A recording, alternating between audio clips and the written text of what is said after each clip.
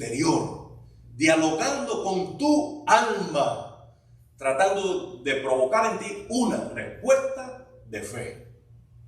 Amado hermano, vamos a citar 3 versículos que nos hablan acerca de cómo la palabra Dios la usa para provocar conversión y salvación.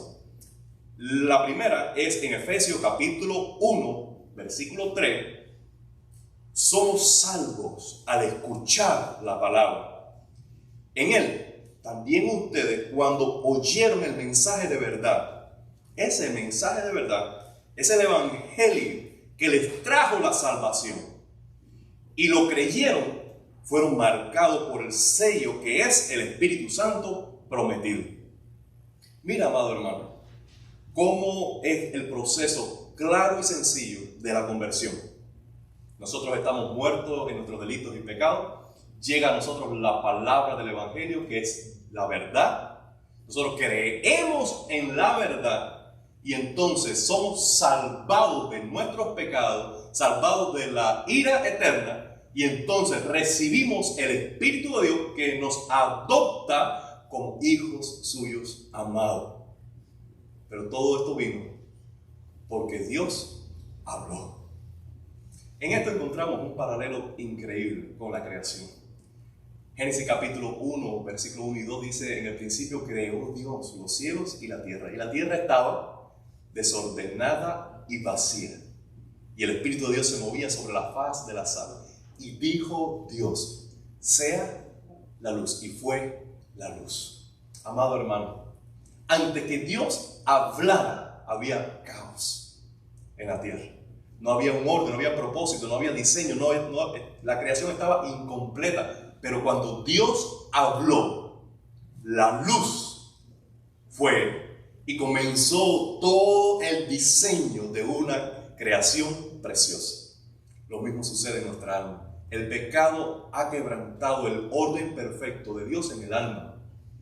Pero cuando llega el evangelio, es la luz. Nuestros ojos son abiertos.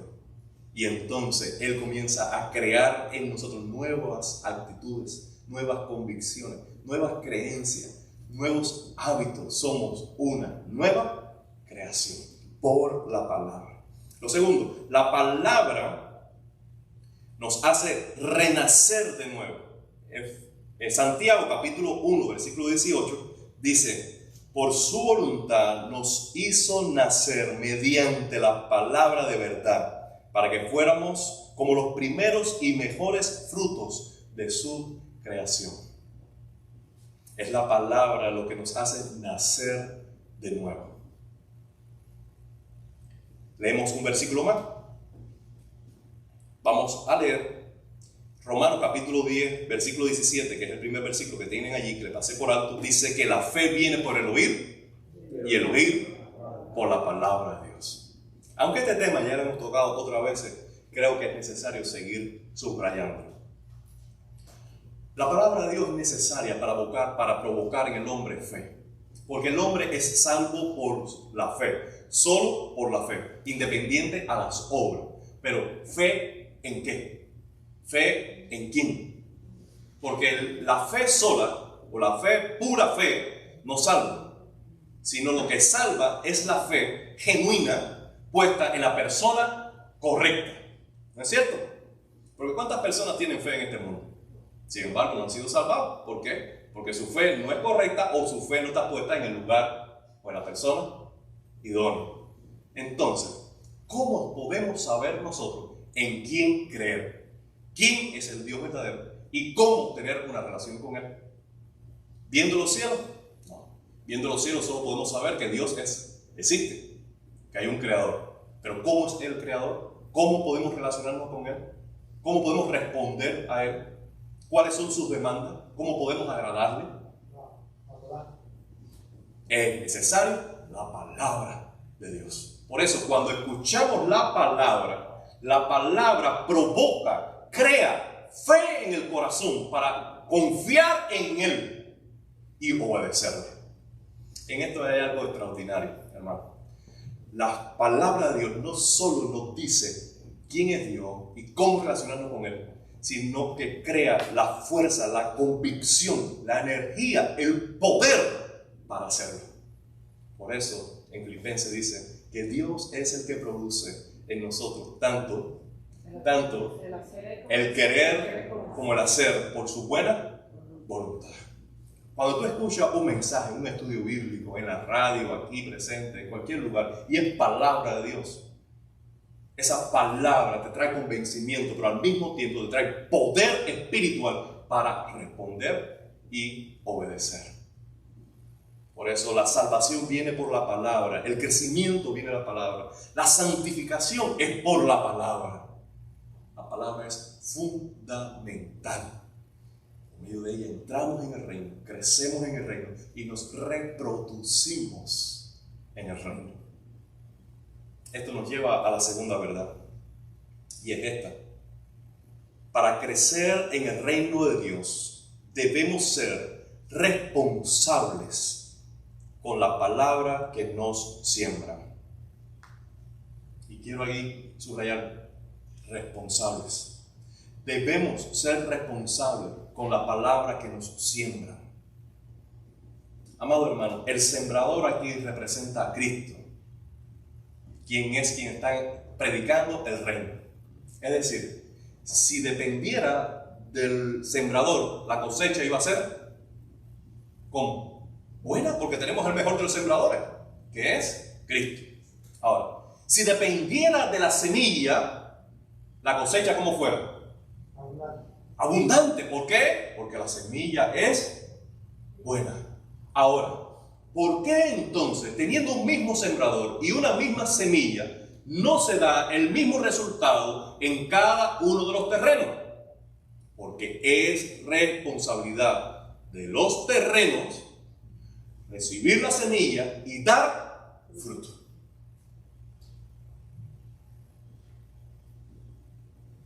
Amado hermano, ¿cómo podemos ser responsables con la palabra que se nos predica? ¿Cómo podemos ser responsables con cada estudio bíblico, con cada mensaje pastoral? ¿Cómo podemos ser responsables? Según esta parábola, lo primero que tenemos que hacer es ser intencionales en comprender la palabra que se nos predica.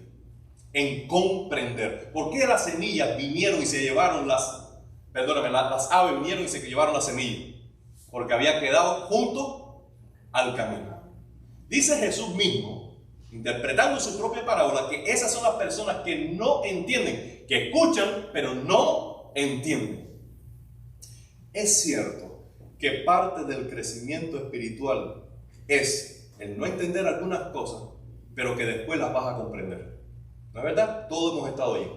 Pero eso no nos libera de la responsabilidad de ser intencionales en comprender lo que se nos enseña. Por eso los discípulos, cuando Jesús terminó esta parábola que para nosotros es tan sencilla, no entendieron y fueron donde estaba Cristo y dijeron: Señor, enséñanos, ¿qué quisiste decir con la parábola? ¿Por qué? Porque ellos tenían que ser responsables por lo que se enseñan. Ellos no estaban siendo indiferentes o pasivos, ellos no estaban diciendo: bueno, ya lo entenderé, o decido que esto no sea importante para mí, es más importante otro tema. No, hermano. No. Porque la palabra se está siendo sembrada para que tú seas responsable con ella. Y tú tienes que comprender lo que se te enseña. Si tú no comprendes, compra un comentario bíblico. Compra otra versión de la Biblia. Acércate a algún hermano que lleva más tiempo en la fe y pregunta. Haz una llamada telefónica y dices: ¿sabes qué? No entendí lo que enseñaste, Darwin. ¿Pudiera aplicarme más este versículo? Déjame decirle que dentro de la familia de Dios, uno de los placeres mayores que recibimos todos es tener un diálogo bíblico. ¿No es cierto? Tú terminas una conversación bíblica y tú estás lleno de gozo, de alegría. Cada vez que Manuel o cualquier otro joven se me acerca con una pregunta bíblica, yo digo, a mí me brillan los ojos y digo: bueno, si eso es lo que estamos esperando. Que haya una respuesta, porque algo está haciendo Dios allí. Algunas inquietudes está provocando. Tenemos que comprender. Para eso debemos recordar, como Nehemías dice en el capítulo 8, versículo 8, que ellos leían con claridad el libro de la ley y lo interpretaban de modo que el pueblo pudiera comprender la lectura. Hay que encontrar el sentido de la palabra. Lo segundo que debemos hacer es profundizar en la palabra. Profundizar, echar raíces. Recuerden que esa semilla que fue sembrada entre pedregales creció rápido. Pero cuando vino la prueba, las dificultades, el pagar el precio por ser discípulo de Cristo, él abandonó la fe, abandonó la palabra, porque no tenía raíces, no tenía profundidad. Dice Jeremías, capítulo 17, versículos 7 y 8. Escuchen, es un pasaje precioso. Bendito el hombre que confía en el Señor. ¿Puedes decir amén? Que pone su confianza en Él. Será como árbol plantado junto a aguas, que extiende sus raíces hacia la corriente. No teme que llegue el calor, y sus hojas siempre están verdes. En épocas de sequía no se angustia, nunca deja de dar frutos. Aunque tú piensas que estoy haciendo una paráfrasis del Salmo 1, que habla lo mismo, es Jeremías el profeta. Jeremías está diciendo, viene el juicio de Dios, vienen tiempos difíciles, pero cuando lleguen esos tiempos difíciles, que son comparados aquí a tiempos de sequía, tiempos de angustia, el que es justo, el que confía en el Señor y que tiene su carácter arraizado en la palabra de Dios, aunque venga la prueba, él va a permanecer verde, fresco y dando frutos. Amado hermano, ¿hacia dónde están extendiéndose nuestras raíces? Déjame decirte que todos nosotros somos árboles. Todos somos árboles. Y todos hemos sido plantados en esta vida. Y sabemos que las dificultades vienen. Ahora, cuando vengan las dificultades, ¿dónde están tus raíces? Hay algunos que están arraizados a la imagen y entonces se maquillan al mal tiempo y buena cara. Entonces, mientras más mal se sienten, más se maquillan, más se arreglan, porque hay algunos que piensan que deben echar raíces en el dinero. Entonces, cuando se sientan mal, entonces a gastar y a comprar y a comprar y a comprar y a comprar. Y así cada uno de nosotros tiene raíces. La pregunta es, ¿hacia dónde se extienden tus raíces? Tus raíces deben extenderse hacia la palabra de Dios, para que cuando venga ese huracán, tú permanezcas firme para el Señor. Lo tercero que debemos hacer para ser responsables con la palabra es priorizar la palabra. Recuerden que el tercer terreno es comparado con aquella semilla que cae entre espinos y crece simultáneamente la buena semilla, la buena planta, con espinos, ¿no?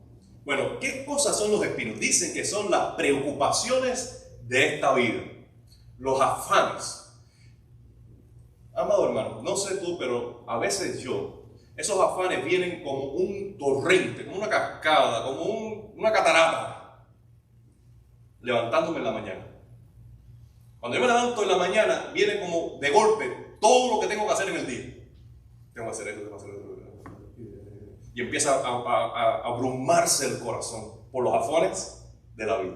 Ahora, a lo largo del día, nosotros parecemos hormiguitas. De un lado a otro, de un lado a otro, de un lado a otro, de un lado a otro, tratando de cubrir la agenda del día. Y eso lo que produce un total cansancio y fatiga. ¿No has sentido eso? Amado hermano, si tú dejas que tu agenda, las demandas del día, lo urgente, domine tu vida, nunca va a haber tiempo para el Señor. Créanme, yo he estado allí, yo lo he hecho. Hay temporadas en mi vida, hay días en mi vida que yo he sido ahogado por eso. Lo que estoy diciendo no es como allá ustedes, que ustedes son los... No, yo lo he vivido. Yo he dejado que los angustias, los afanes, los trabajos, las demandas, las urgencias de cada día me roben el espacio con la palabra de Dios. Amado hermano, eso puede ocurrir un día, quizás una temporada pequeña en la vida, pero si eso te caracteriza a ti, no va a haber forma en que la palabra dé su fruto. Ahora, esos espinos tienen otra cara, y es la cara de la mundanalidad, que vamos a hablar más adelante. Pero lo que quiero decir ahora es que tienes que priorizar la palabra. Una forma de priorizar la palabra es encontrándote con el Señor a primera hora del día. Si tú llegas a las 8 de la mañana a tu trabajo y necesitas media hora para viajar y necesitas una hora para arreglarte, entonces tienes que levantarte 15 minutos o 20 minutos, el tiempo que quieras dedicar, pero aún antes. ¿Para qué? Porque ese es el tiempo que vas a dedicar a la palabra de Dios. Si tú dices, en algún momento del día lo haré, o en algún momento de la semana lo haré, déjame decir que ese momento nunca va a llegar. Tú tienes que ser intencional y forzar el tiempo con la palabra de Dios, porque siempre ella estará en competencia con tus responsabilidades en la vida y con tus placeres, lo que quieres disfrutar en el día. ¿Tiene sentido para usted? Entonces tiene que tomar la determinación: voy a priorizar la palabra. Esto en sentido de la agenda. Pero también debemos priorizar la palabra por encima de las palabras de otros. De manera que tú estás en una circunstancia y una amiga o un amigo te dice: ¿sabe qué? Mi opinión acerca de esto es. Pero lo que te dice es contrario a la palabra. Tú tienes que priorizar la palabra por encima del consejo de quien sea. Tú tienes que aferrarte a la veracidad y autoridad y suficiencia de la palabra de Dios y en sus promesas para ti.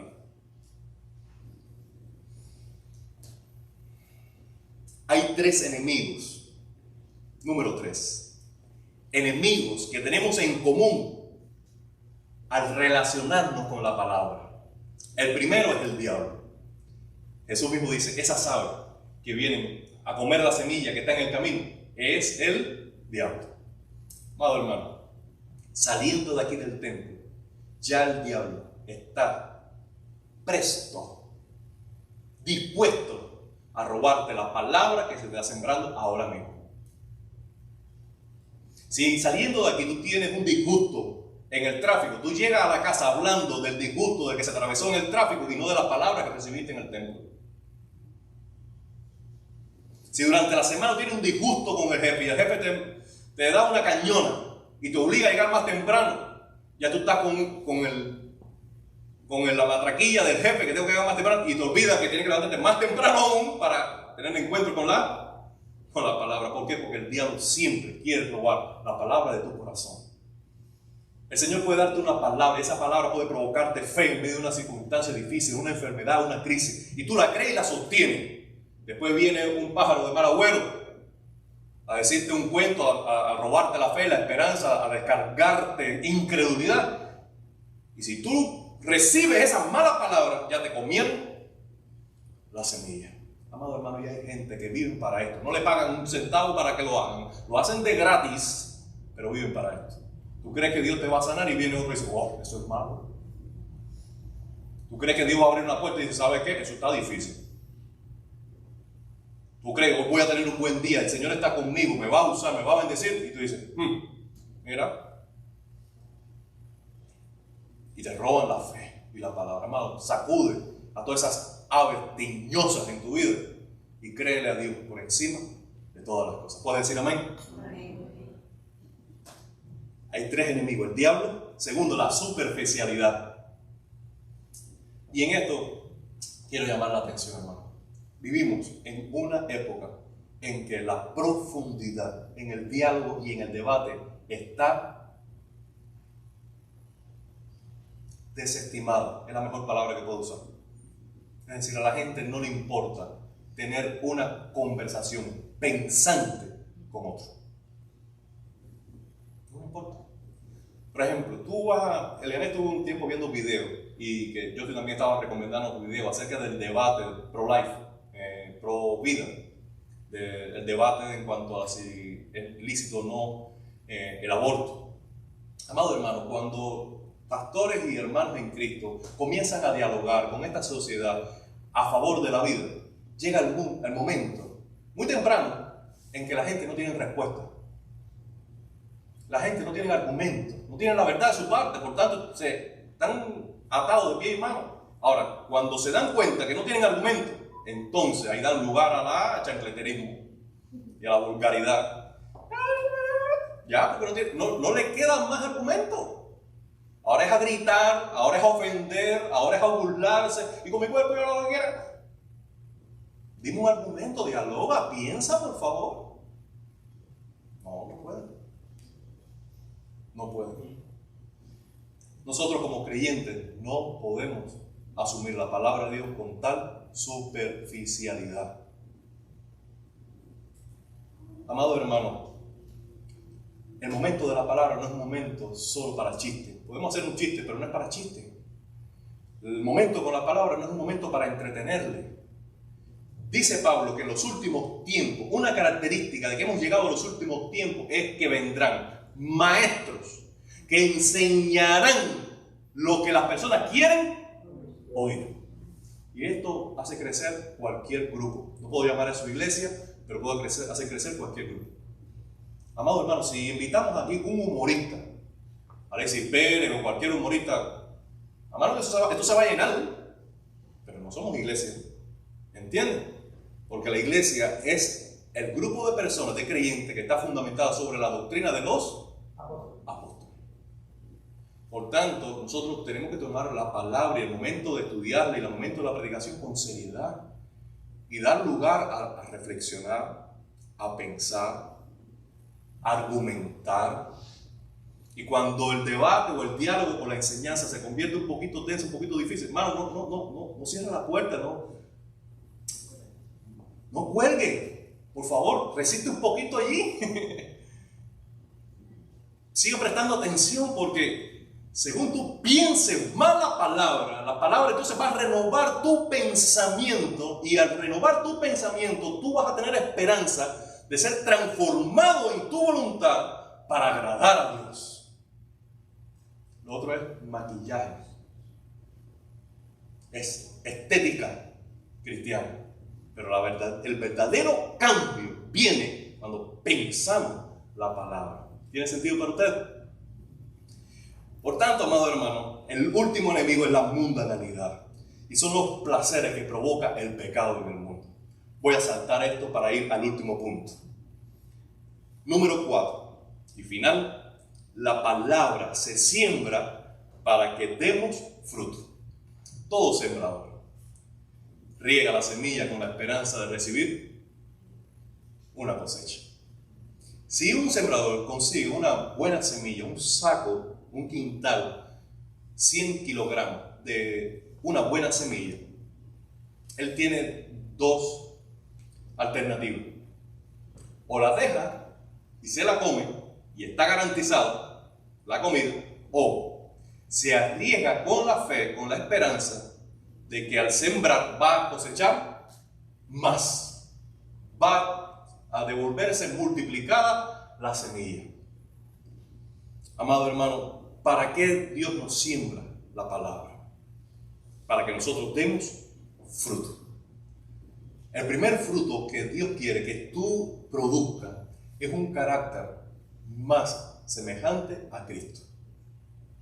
Por eso en Gálatas capítulo 5, versículo 22 en adelante, nos dice que el fruto del Espíritu, el fruto que provoca el Espíritu por la palabra, es amor, ¿ayuda? Amor, gozo, paz, paciencia, benignidad, bondad, mansedumbre, templanza.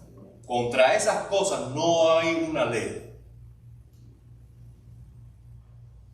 Dios está preocupado en que la palabra transforme nuestro carácter, de tal manera que seamos reconocidos por estas virtudes: amor, gozo, paciencia, benignidad, bondad, mansedumbre, que es humildad, el dominio propio, la fe. Esas cosas no solamente deben estar en nuestra vida, sino que deben brillar en nuestra vida. Y reconozco delante de ustedes cuánto me falta a mí para crecer en esa dirección. Es un trabajo esmerado atendiendo mi vida a la luz de la palabra de día a día. Darwin González no solo debe leer la Biblia, eso lo he dicho Elena, yo tengo que comerme la Biblia. Si yo no tengo devoción por la palabra de Dios, Darwin no tiene ninguna esperanza de mejorar en su carácter. Se lo digo así, sinceramente. Mi esperanza de transformación y de cambio a la semejanza de Cristo está en proporción al tiempo que yo dedique en devoción a la palabra de Dios. ¿Y tú, mi hermano? De igual manera. El segundo fruto que Dios quiere producir en nuestra vida es que nosotros alcancemos a otros con el Evangelio de Cristo. Cuando Cristo es formado en ti, su compasión hace arder en llamas tu alma, en amor por los perdidos. Por tanto, un creyente que tiene raíces en la palabra va a dar fruto, y ese fruto va a ser en buscar a otros para que vengan al conocimiento de la verdad.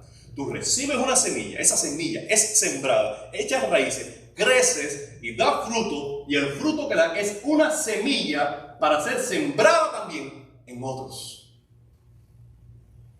Amado hermano, mirando los años que estás en Cristo, ¿cuántos años lleva ya en la fe? ¿Cuántos años lleva ya conociendo el Evangelio? Ahora, ¿a cuántas personas has hablado intencionalmente y claramente del Evangelio de Jesucristo? No estoy hablando de invitarlo a la iglesia, no decirle pon tu fe en Dios, no, explicarle y presentarle el Evangelio de Cristo. ¿A cuántas personas Dios en su gracia te ha usado a ti para traerlo a los pies de Cristo? Bueno, eso debe caracterizar tu vida, porque tú estás recibiendo palabra para compartir la palabra para la salvación de otros. Nosotros no podemos ser asistentes. Un discípulo de Cristo es aquel que recibe la palabra y la multiplica en la vida de otros. En tercer lugar, y termino, el fruto que Dios quiere producir en tu vida es de edificación entre los hermanos. 1, el carácter de Cristo. 2, trayendo almas a los pies de Cristo. 3, edificándonos los unos a los otros. Tú has recibido dones, talento, y has recibido enseñanza. De manera que tú tienes capacidades espirituales. Tú, que estás aquí sentado ahora, que eres un nuevo creyente, o que llevas mucho tiempo en la fe, tú tienes capacidades del Espíritu, conocimiento suficiente de la palabra para edificar a tus hermanos, para dar esperanza, exhortación y ayudarlos en su propio caminar con Cristo. Eso es parte del fruto que Dios espera de nosotros. Amado hermano, resumiendo, hemos hablado en esta tarde de la parábola del sembrador y nos ha enseñado en primer lugar que el reino crece por la predicación de la palabra. Segundo, que debemos ser responsables con la palabra que recibimos.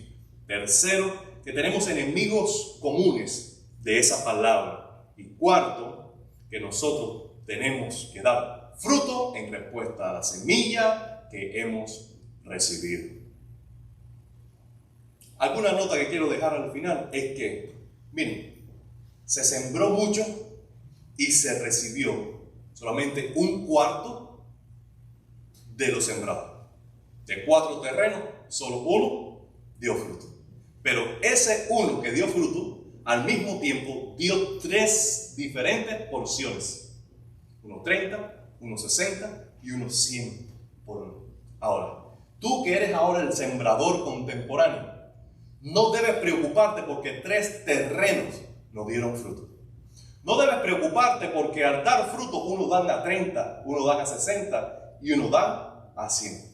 Tú debes preocuparte de ser fiel a Dios. Los resultados son de Él. Y tú tienes la semilla ya. Así que siembra, siembra y siembra la palabra de Dios. Vamos a orar.